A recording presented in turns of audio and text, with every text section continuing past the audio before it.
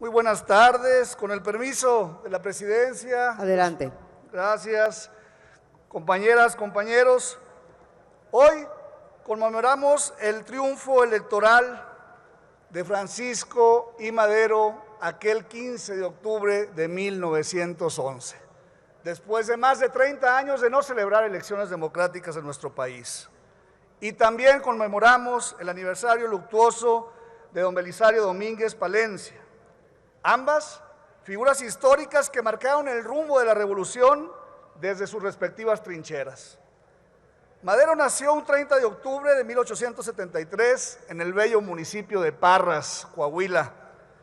De su familia heredó el pensamiento liberal que lo llevaría, años más tarde, a pronunciarse contra el régimen de Porfirio Díaz.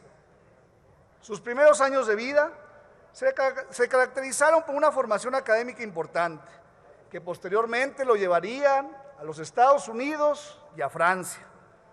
En 1901 fundó el Club Democrático Benito Juárez y el periódico El Demócrata. Y para 1908 escribió el libro La sucesión presidencial de 1910. Este texto marcaría el inicio de su vida política y sería la antesala de los ideales revolucionarios. A partir de ese momento, el conocido apóstol de la democracia inició una intensa campaña política que se centró en el deseo del pueblo. No reelección, no reelección. El poder de Díaz se veía amenazado por la inminente necesidad de un cambio político y desde el Ejecutivo se temió aquel reclamo de justicia. Y por ello Madero fue perseguido y encarcelado.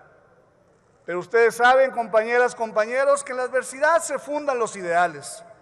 Fue el momento en el que se optó por la lucha armada como única forma de romper las cadenas de una opresión política que duró 30 años. El 20 de noviembre de 1910, fecha en la que una nación entera se pone de pie al unísono de la libertad, dando inicio al movimiento. 25 de mayo de 1911, Madero entró triunfante a esta ciudad, convirtiéndose presidente de México el 6 de noviembre, después de las elecciones de aquel 15 de octubre ya mencionadas. Durante su corto mandato, promovió la distribución de la tierra, la atención sanitaria, la educación, la reducción de la jornada laboral, impulsó la libertad de prensa, aprobó el derecho a la huelga, legalizó la libertad sindical y la renovación de la política mexicana. Pero su gobierno, lamentablemente, no duró mucho. Él, junto con el vicepresidente José María Pino Suárez, fueron arteramente asesinados en el Palacio de Lecumberri. Cuando Victoriano Huerta usurpó la presidencia de la República tras el asesinato de Madero, nadie pensó que ningún político se atrevería a enfrentarlo. Sin embargo, la revolución continuaba con Carranza, con Villa y Zapata, pero era una lucha armada y otra muy distinta, la lucha política. Solo el senador Belisario Domínguez Palencia se atrevió a alzar la voz y denunciar los atropellos del presidente. Don Belisario nació el 25 de abril de 1863 en Chiapas. Fue médico, hijo de militares liberales y defensor de México y de la Revolución. Desde joven se preocupó por el desarrollo de su estado, pues en 1903 publicó Chiapas, un artículo en donde denunció la corrupción y el mal gobierno de uno de los lugares con mayor riqueza natural y mayor pobreza en el país. En 1904 comenzó su activismo político, fundó el periódico El Bate y publicó artículos críticos del gobierno de Díaz.